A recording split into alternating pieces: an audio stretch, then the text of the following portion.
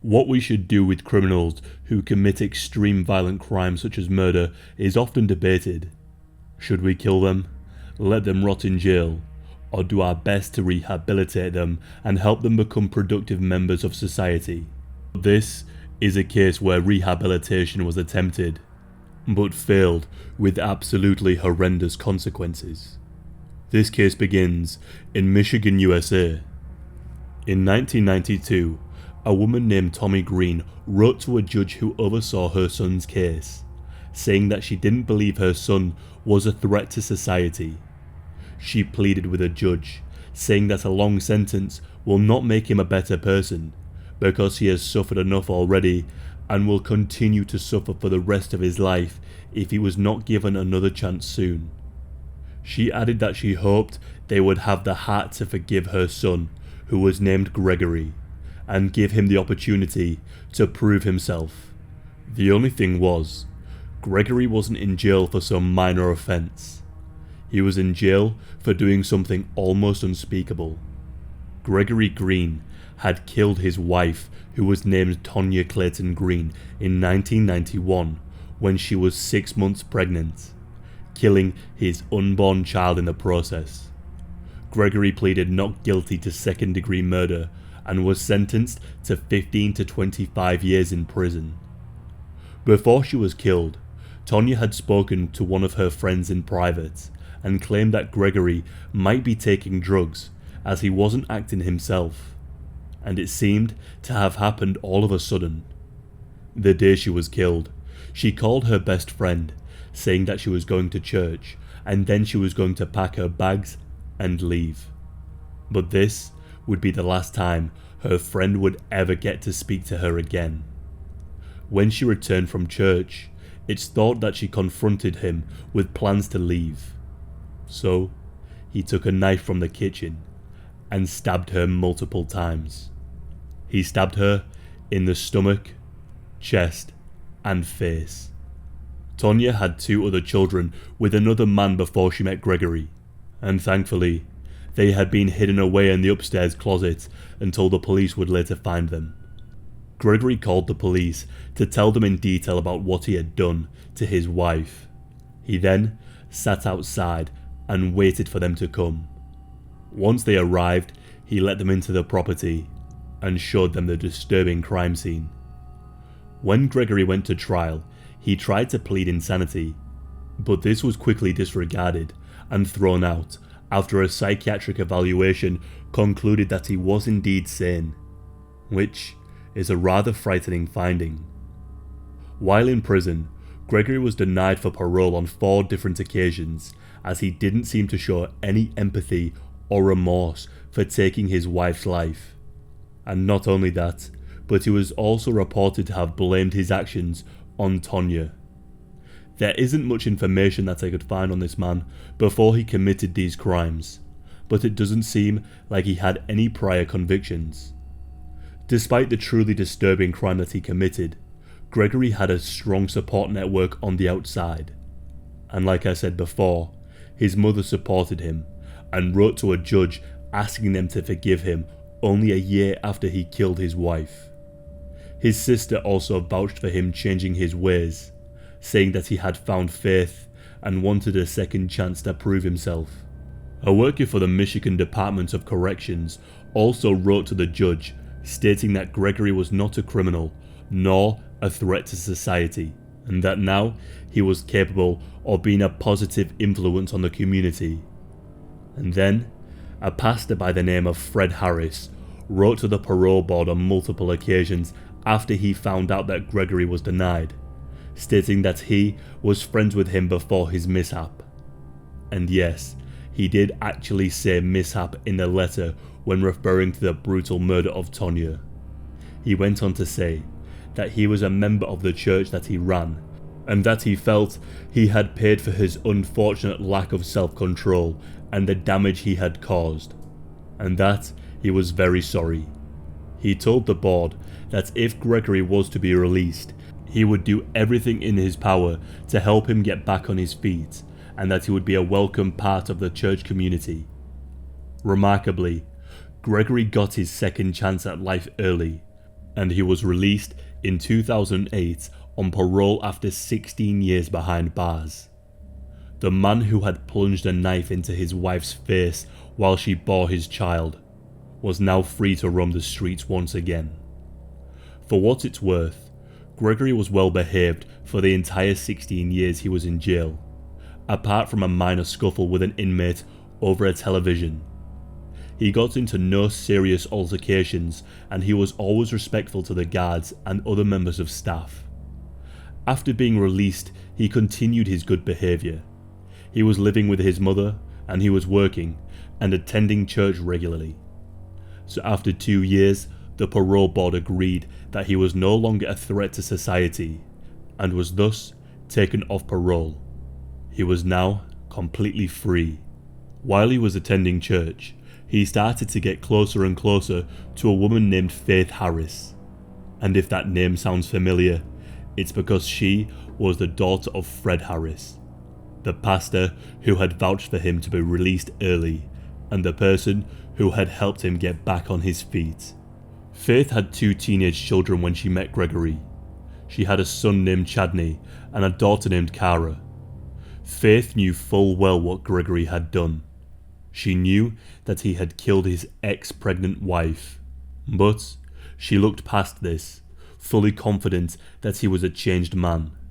And soon enough, they got married. Things seemed to be going well for the couple, and they even had 2 children of their own. 2 daughters, named Keely, who was 4, and Coy, who was 5. But soon enough, Gregory's behaviour started to change. Just like in his previous marriage, he began to get jealous and controlling, and even began to get violent towards Faith. Faith, of course, became concerned and worried, so she filed a restraining order in 2013, which, for some reason, got rejected, on the grounds that there wasn't enough information to grant one. I found this rather strange, that a known killer who took his ex-wife's life was now acting aggressive towards his new wife, and they didn't deem this to be a cause for concern.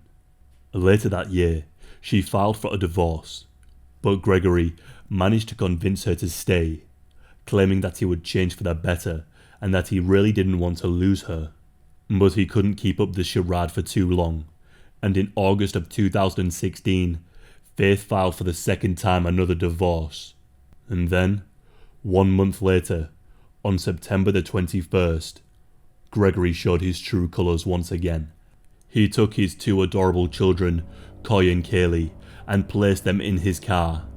He then hooked up the exhaust into the car and sealed it shut, pumping in the exhaust fumes. He poisoned his own daughters to death, and once they were dead, he carried their lifeless bodies upstairs and tucked them into bed. He then took Faith to the basement, and there, he bound her with duct tape and zip ties. He then took a Stanley knife and began to cut into her skin, then moving the knife to her face and slicing her cheek open. He then shot her in the foot. But Gregory didn't want to end her life. He wanted to hurt her, but not just physically. He wanted to completely destroy her life, and he wanted to savour every moment of pain he would inflict upon her. He brought her 2 teenage children, Chadney and Cara, down to the basement. They were both bound. He then made them kneel in front of her. He raised the gun to their heads and fired 3 shots each into them, killing them execution style. Faith could do absolutely nothing but watch the man she married kill her 2 children right in front of her. And then, just like before, he called the police and informed them of what he had done. He waited outside for them to come and arrest him. At the house, they found the 4- and 5-year-olds' lifeless bodies in bed, and the 2 teens dead in their basement, along with Faith, who was still alive. At the trial, she went in front of him to testify and made a statement. She said, "You are a con artist. You are a monster. You are the devil in disguise. You are now forever exposed," and went on to say that your justice will come when you burn in hell for all of eternity for murdering 4 innocent children, all because you're insecure. Fred Harris, the pastor and the grandfather of the 4 innocent children who were killed, and the man who put so much trust in Gregory, never said a word. Gregory pleaded guilty this time, and he made a statement. He said, "I feel bad for how this has deeply impacted everyone. May God help them, and may God help me." Gregory has never given a motive as to why he did this. I'll end this video with a heart-breaking clip from the trial. A paternal aunt and one from April Mannion.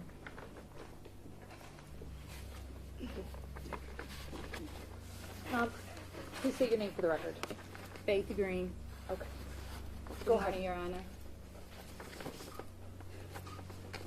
I'm not happy. I'm not satisfied with the outcome. There's no punishment that fits the crime. Not even torture and death would be justice. Your justice will come when you burn in hell for all eternity for murdering 4 innocent children, all because you're insecure as a man. Plus the other 2 lives you took. You are a con artist, you are a monster, you are a devil in disguise. You are now forever exposed. I've thought over and over again what I would say, even though it doesn't even matter. First of all, I am not and did not and will not suffer like you intended for me to do. What you tried to do didn't work. I am and was a damn great mother to all of my children. I was their mother and father. I'm the one who took out the time with each and every one of them. I taught them how to do things as well as people in my family and friends. I taught Chadney how to treat a woman with respect, how to fill out a job application, mock interviews, how to pay bills, encouraging him to give his all in his schooling, producing movies and his drawings. He was a great artist. He graduated from Specs Howard for digital media arts. He wanted to be a producer to make movies. I taught Kara to stay focused, aim high. I showed her how to drive, how a young lady is to carry herself in an orderly manner. Be all that you can be. Try out for everything that you're interested in doing. Pursuing higher education. We were filling out college applications. She wanted to be an OBGYN doctor. She was going to graduate this year from high school. I taught Coy to be open to new things like learning a new language, be confident in doing her schoolwork and in herself. She loved doing arts and crafts with me, letting her imagination run wild. She loved dressing up and putting on my high heels. She would make me laugh, looking at me over her glasses like a little old lady. She loved ballet, cheerleading, and planting flowers with me. My Kaylee had the greatest memory. She loved singing. She loved to carry her purse, which was always filled with hand sanitizer and lip gloss. She loved getting her nails painted and sometimes doing it herself. She also loved ballet and cheerleading. She loved balloons and playing outside.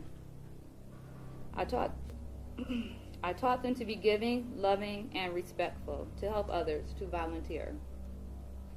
They were not selfish children. Coy and Kaylee were learning about kids less fortunate than themselves.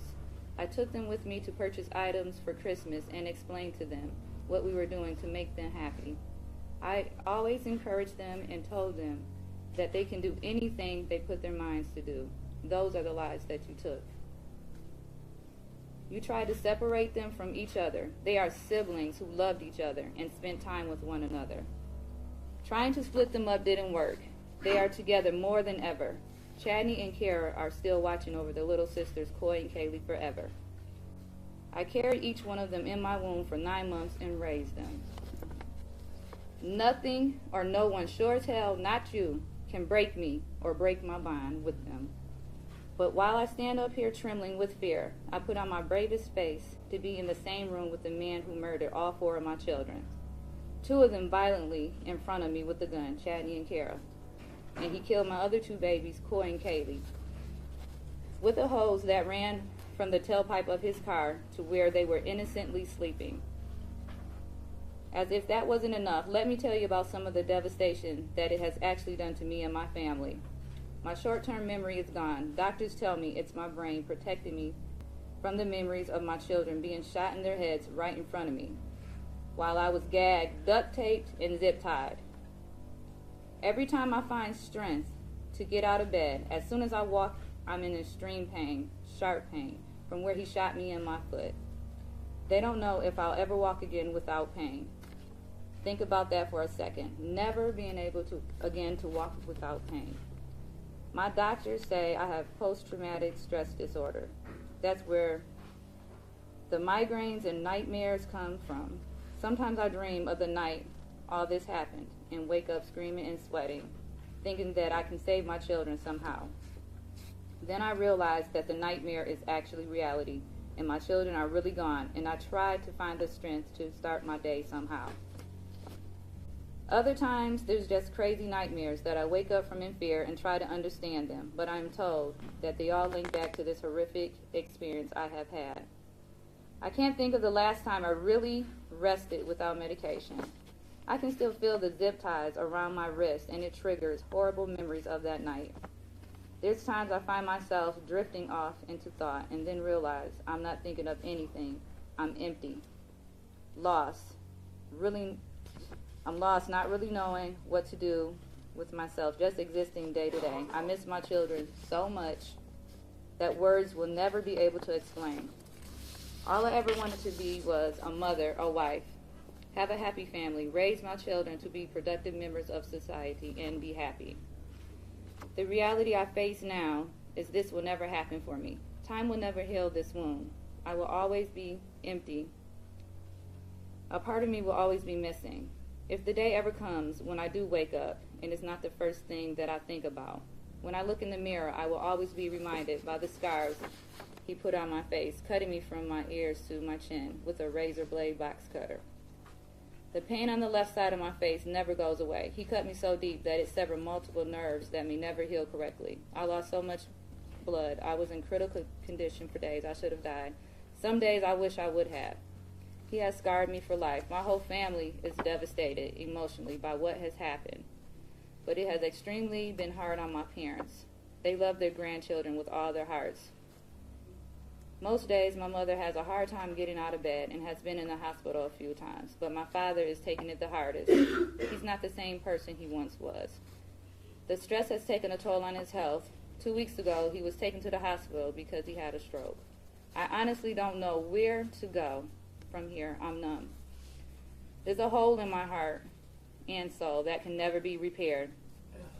The loss to me is so big that I will never truly recover for the rest of my life. I will be forever in pain and heartbreak. This wound will never heal. This wound will never heal. I would like to thank the court and you, Your Honor, for the time you have allowed me to speak. I would like to thank the prosecutor's office and staff and all the police officers who helped in this case.